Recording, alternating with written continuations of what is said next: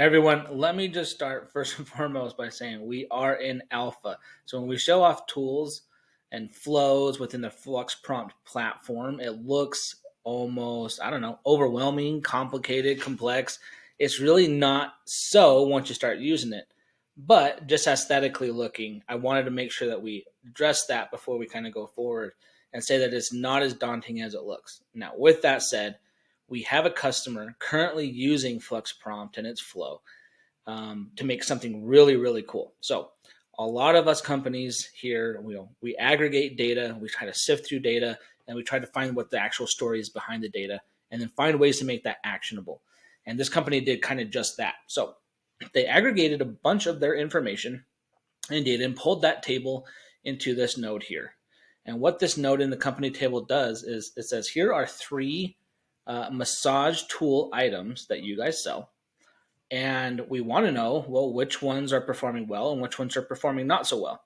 And tell us which ones are not performing so well and things that we can probably do to help that product. So from this table, we decided to pull in a product web search for massagers and find out what are the benefits of a foot massager, a gun massager, and a head massager. Those are three of the items that they sell here. And what is kind of the summary of what you have found online as far as those benefits go. Now, keep those benefits to the side, and I want to pair them with a synopsis of what product is doing kind of the worst out of the three that we sell, and what can we do about it. So we found the product that did the worst and said, okay, well, how do we actually help it? And what we do to help it is, well, let's create a sales plan for these products and probably add to it something like a hand massager and the benefits of a hand massager. Or we can think of something else maybe to relieve headaches and maybe add a neck massager to the list. So what we kind of want to showcase here was not necessarily the ins and outs specifically of what this company did for their product, but the thought kind of behind it.